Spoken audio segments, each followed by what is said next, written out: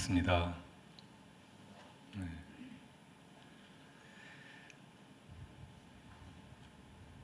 덥고 비바람 불던 시간이 지나고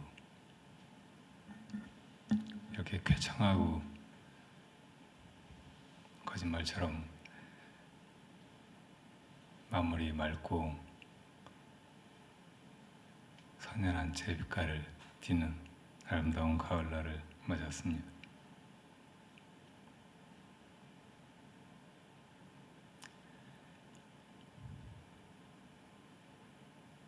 이렇게 시간이 어떤 때는 금방 끊어질 것 같은 줄처럼 팽팽하게 긴장되다가 또 어떤 때는 너무 편안하고 느슨하게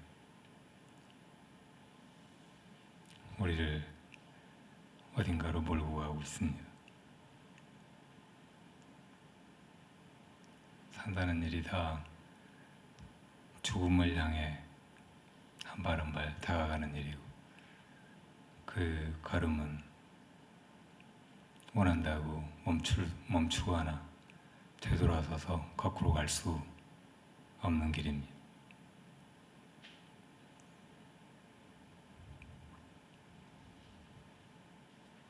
어딘가로 가는 것이라고 보면 누구나 다 생사의 길, 태어났다 죽었다 하는 그 방황의 길에 서 있다고 할 수 있고, 또 우리가 그럼에도 궁극에 어느 곳에 있는가, 결국 어디 이르러야 하는가를 생각해 보자면 누구나 다 이미 스스로 거기 있는 그것인 자기 본래 마음으로 머무는 것입니다.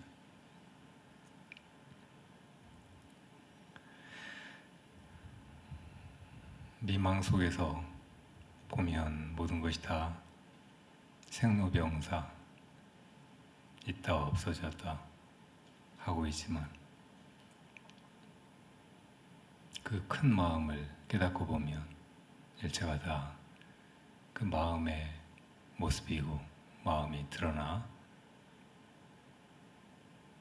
작용하는 모양이고, 어느 것 하나 그 마음을 떠나 있지 않고 결국은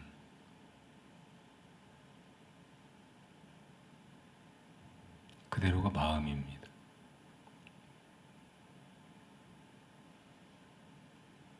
우리가 이렇게 우리 길을, 또 존재계를 근원에서 통찰하는 그 반야의 지혜, 이것을 잃지 않고 존재하고 또 그 길로 함께 나아가려고 해야지, 자칫하면 우리 눈을 가린 그 민망이 우리를 이 생사의 바람에 휩쓸려가게 하고 우리를 더없이 초라하고 혼란스럽고 고통스럽게 만듭니다. 오늘 이따 오후에 그동안 투병해 오셨던 현원 전수천 거사님께서 일주일 전에 타계하셔서 그분 초제를 모시게 됩니다. 한 예술가로서도 굵은 획을 그으며 아주 잘 살아오셨고 위대한 작품들을 남기셨고 세속적으로 보면 큰 성공을 거둔 인생이었지만, 만약에 그분의 생애에서 그것이 다였다면 아주 덧없고 결국 아무것도 남는 것이 없는 헛산 인생같이 느꼈을지도 모르겠어요. 네, 너무나 다행스럽게도 그래도 인생의 마지막 부분에 불법을 만나고 불법의 그 신심이 갈수록 돈독해지시고, 우리 여기 지금 앉아있는 자성천불전에 천불도 그분이 조성하신 거, 그리고 그 아픔 가운데 그 혼란스러운 의식의 경계 속에서 그래도 불법을 듣고 신심을 내고, 모든 것은 지나가고 사라지고 마는 것이지만 지금 우리가 하듯이 이렇게 보고 듣고 손발을 움직이고 생각하고 온갖 인간 행동을 하는 그 주체, 우리 안에 참 주인공은 불생불멸하는 것이고, 누구든지 그것을 깨달으면 고통이나 죽음의 경계에서 흔들리지 않는다는 말씀을 믿고 이렇게 해서 그게 뭘까 참고하시고, 누구나 다 젊은 날에 사지가 멀쩡하고 정신이 온전할 때 오랜 시간을 거쳐서 해도 이루기 힘든 그런 수행을 성취하시기도 했습니다.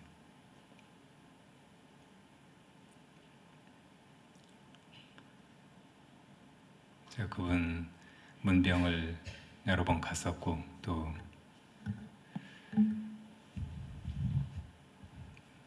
이제 그런 수행상의 성취가 있은 뒤에도 뵙기도 하고, 그리고 그렇게 마지막 만났던 자리에서 한 번 더 오시라고 그래서 제가 올 수 있을까 속으로 생각하면서도 오겠다고 말씀을 드렸는데, 그래서 당신의 마지막 한 20일가량 집에 돌아와서 계시던 시간에는 절에 가야 되는데 하시고,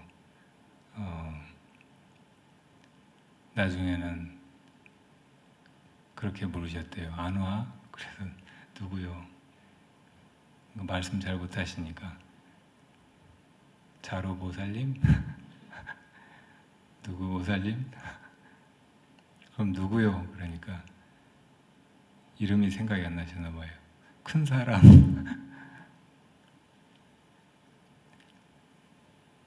제가 큰 사람이 되려고 살아온 것은 아닌데, 그리고 돌아보면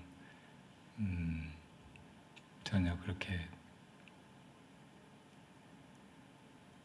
살아오지 못했는데, 그분이 저를 이름 잊어버리고 그냥 큰 사람이라고 부르셨던 것이 저한테도 굉장히 감동적인 일이었어요. 돌아가신 뒤에 우리 법화린 불자들과 함께 가서 장례 절차에서 연불도 하고 좋은 마음으로 축원하며 동참을 했는데, 그 돌아가신 분의 느낌이 우리 마음에 전해져 오잖아요. 참 편안하시고, 또 살았을 때 이 무거운 몸뚱이 이끌고 그 아픔을 참으면서 힘겨워하시는 것에 비하면 훨씬 거뜬하고 가벼워진 느낌이에요. 이렇게 우리가 사는 동안에 알았던 많은 분들이 하나둘씩 작별하고 세상을 떠나가시고, 이제 우리가 더 나이가 들어갈수록 우리가 알았던 사람 중에 살아있는 사람보다 죽었던 사람이 더 많습니다. 우리가 태어날 때 세상에 있었던 많은 사람들은 이미 죽고, 늦게 태어난 사람들이나 남아있지, 비슷한 나이의 사람들이나 같이 살던 사람들이 하나둘씩 다 떠나요. 그리고 곧 우리 차례가 옵니다.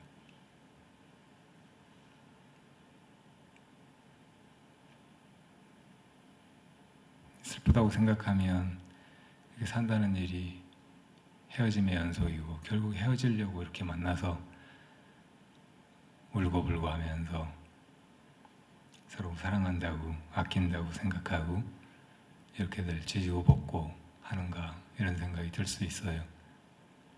근데 우리가 이렇게 만나서 얼마간의 시간이지만 함께하는 것은 결국 헤어져도 헤어지지 않는 그것, 우리가 근원에서 이미 하나인 그것을 서로 일깨워서 깨닫기 위함입니다. 그 길로 함께 나가기 위해서입니다. 발화승화제 하기 위해서 이렇게 우리가 만난 것이고 또 함께 살아가고 있는 거죠.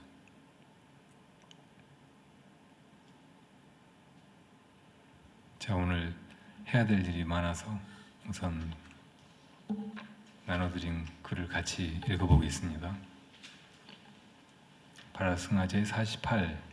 결단을 내려야 할 때 결연하게 바른 길을 택할 줄 알고 행동해야 할 때 지혜를 벗어나지 않고 용기를 내어 해야 할 바를 할 수 있는가? 온갖 유혹과 장애에도 꺾이지 않을 굳으심을 지녔는가? 존재는 선택과 결단, 행동 이전에 있다. 그러나 삶의 길은 끝없는 선택적 행동으로 채워져 간다. 사는 동안 우리는 끝없이 기로에 선다. 순간순간의 상황과 조건들이 그저 주어지거나 닥쳐오는 듯하고 갈래길의 많은 결정이 내가 어찌할 수 없이 무의식 중에 혹은 우연적으로 내려지는 것 같지만 사실은 이마저도 내 지난날의 행동과 수급의 결과일 따름이다. 따라서 삶이란 버겁고 힘겨우면서도 동시에 엄중하고 의미 깊은 것이며 나는 그 기나긴 과정의 엄연한 주체로서 바르게 결정하고 행동하며 당당하게 나아가는 관점과 자세와 태도가 근본적으로 중요하다. 이렇게 살아도 저렇게 살아도 털어놓고 보면 짧고 덧없는 것이 인생이다. 그러나 그 가운데 참 가치와 존재의 진실한 행복을 구현하여 누리고 못 누리고의 차이는 결코 신이나 운명이나 남이나 상황을 탓할 수 없다. 오직 자신이 바르고 진실하게 사느냐 그렇지 못하느냐에 달린 일이다. 우리가 생각하는 것보다 훨씬 잘 의롭게 사는 일에 대해 배워야 한다. 숙고하고 뼛속 깊이 사무쳐 체득해야 한다. 그리고 생애에 걸쳐 인간다운 때로는 초인간적인 의지로서 그 이로움을 지향하고 따르고 실행해야 한다. 인생 전체가 그 도야의 과정이어야 한다. 이렇게 살지 못하는 인생은 동물적이고 저속하다. 업의 바람에 나부끼다 어딘가에 걸리거나 떨어져 썩어가는 낙엽. 그저 그 끝이 파탄으로 예정된 괴로운 타락의 길, 예의 없이 더덥고 무가치할 뿐이다. 물론 세상의 옳음, 선, 정의, 형평 등은 상대적이고 유한한 것들이다.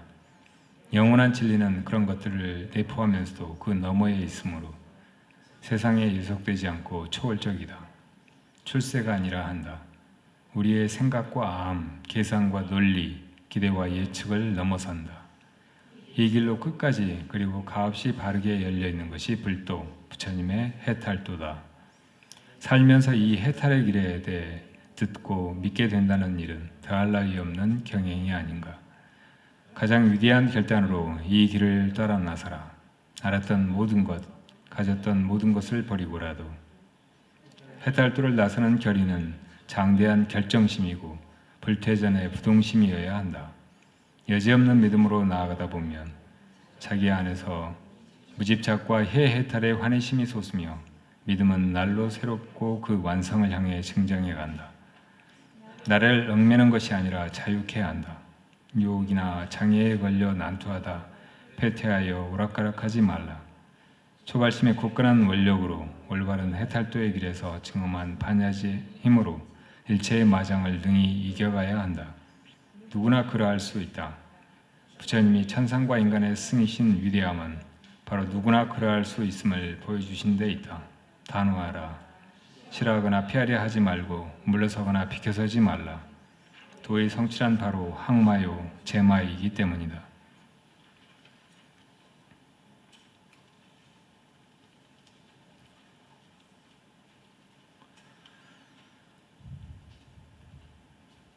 사는 건 쉽지 않은 일입니다. 할 일이 너무 많아서 바쁘고 그 중압감에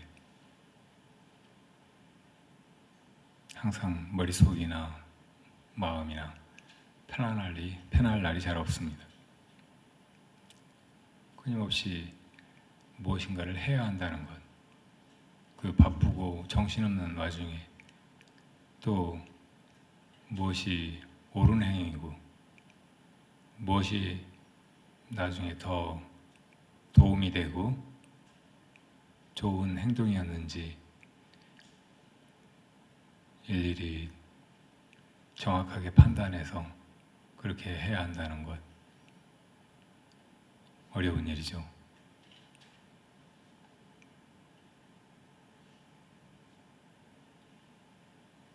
이렇게 일 많고 바쁜 시간 가운데서 우리 인생의 많은 행동들은 거의 자기도 모르게 일어납니다. 무의식 중에 부지불식간에 어쩌다 보니까. 그래서 어떤 때는 내가 그 행동의 주체라는 것을 잊어버릴 때가 많아요. 많은 것들은 그냥 그렇게 되어가는 것 같으니까, 그러면 무엇이 그런 것들을 할까? 무엇이 그런 결정을 내리고 그런 일을 일어나게 하고, 그리고 이런저런 결과들을 우리에게 보내는 것일까? 이렇게 생각하면서 아마 신이 그렇게 하지 않을까? 혹은 재수나 운, 그런 것이 그냥 확률적으로 무작위하게 일어나는 이 우연적인 사건들을 나에게 부과한다고 생각할 수도 있을 것입니다. 근데 사실은 그런 건 우리 생각일 뿐이지, 그런 신이 어디 있거나 또 그냥 아무렇게나 아무 내막도 두서도 연원도 없이 무슨 일들이 일어나지는 않습니다. 모든 것이 다 인과의 이치대로 아주 엄밀하게 일어나는 것이고, 그 근원적인 주체는 다른 데 있는 것이 아니고 바로 우리 안에 나 자신입니다.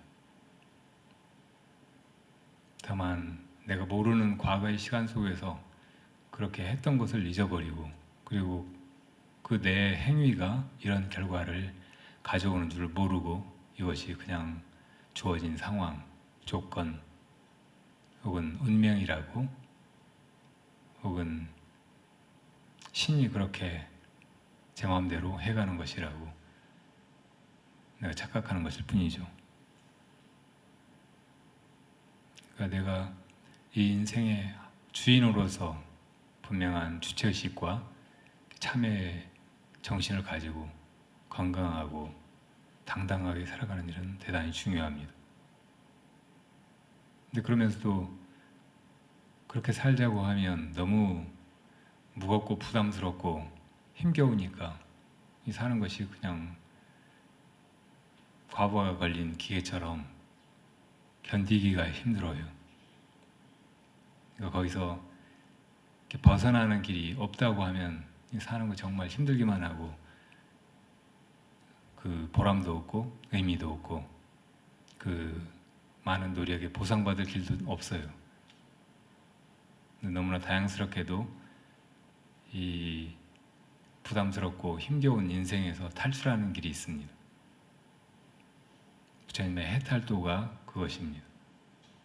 그리고 그 해탈의 길은 내가 이런 것들을 한다 하는 이런 착각에서 벗어나서 그 모든 것을 정말로 하고 있는 그 근원의 나, 진짜 나, 영원한 나, 그것을 깨닫고 거기 이르는 길이라고 할 수 있습니다. 내가 무엇인가를 한다 그런 생각으로 이것저것 하기로 하면 그 하는 일들이 다 업이 되어서 그 업보를 또 내가 감당해야 하고, 그렇게 한다는 것이 너무 수고롭고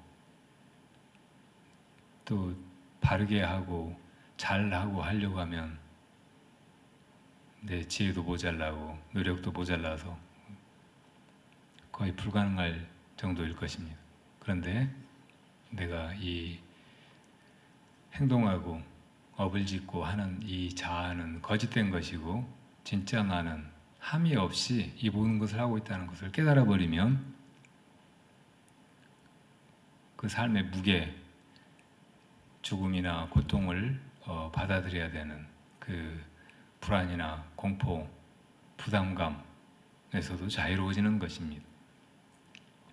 이것이 해탈도라는 말이에요. 어떻든 우리는 이렇게 이 상황 속에서 한 인생을 살아가야 하는 존재들이고, 그러니까 이것도 너무 무시하거나 그냥 무작정 회피하려고만 하면 안 돼요. 그 가운데서 내 마음의 지향이라고 할까, 혹은 본질적인 통찰을 해탈도에 맞게 그렇게 해나가야죠. 해탈한다고 먹지도 않고 일도 안 하고 집에서 그냥 나와버리고 이렇게 하는 것만이 다가 아닙니다.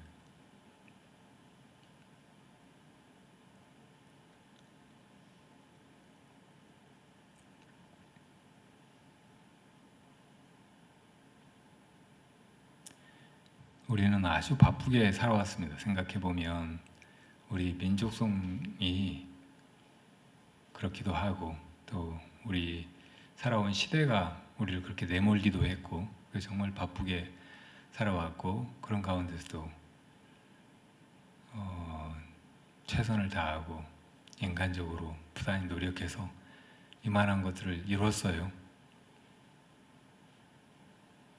이것은 세상이 놀랄 만하고 우리 뒷사람들 생각할 때도 우리가 자부심을 가질 만한 큰 업적입니다.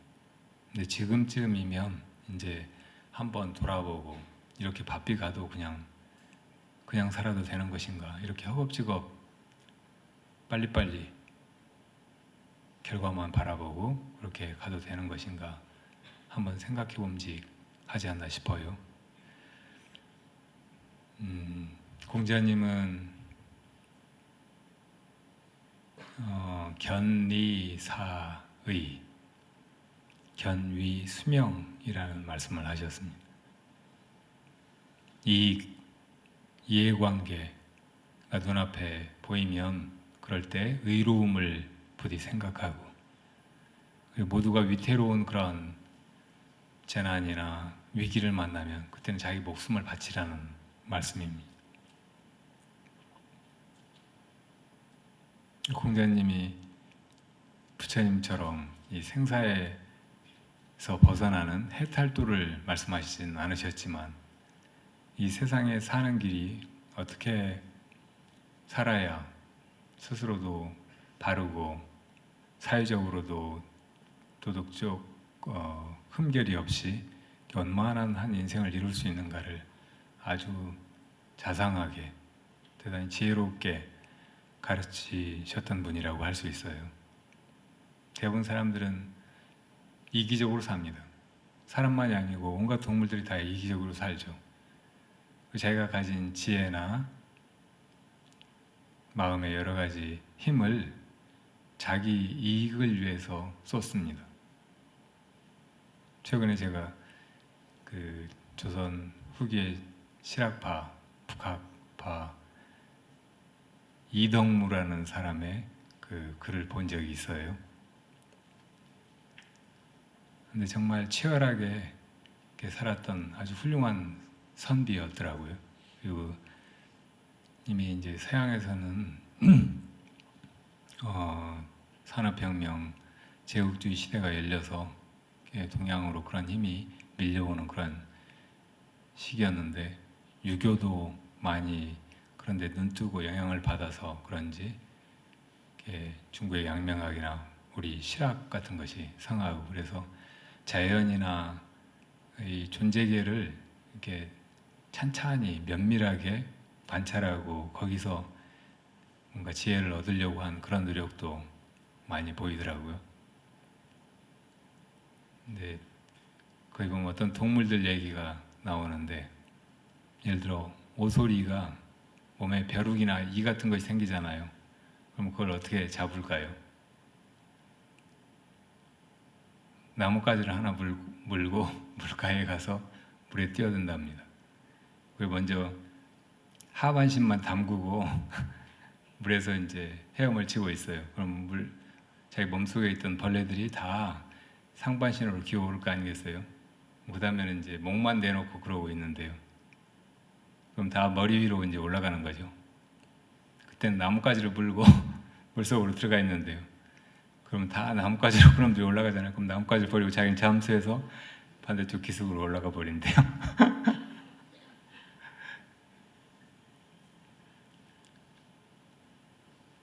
동물들이 이런 꾀가 있잖아요. 근데 이런 인간들도 어떤 때는 감탄하는 동물들의 그 영민함은 다 자기 살려고 하는 짓들이에요. 이기적이에요. 대부분. 마찬가지로 모든 인간은 다 자기 살기 위해서 이런저런 생각을 하고 지혜를 짜내고 온갖 노력을 기울입니다. 근데 인간이 인간인 것은 인간 이상의 존재가 되려고 할 수 있다는 것, 그걸 상상하고 꿈꾸고 지향하고 그렇게 나아갈 수 있다는 데 있어요. 공자님은 그렇게 인간이 다 이해관계 속에서 이기적으로 생각하고 행동하고 처신하고 하지만 그럴 때 인간보다 더 나은 존재, 군자나 성인이 되려면 그럴 때 의로움을 생각할 수 있어야 된다고 말씀하신 거예요.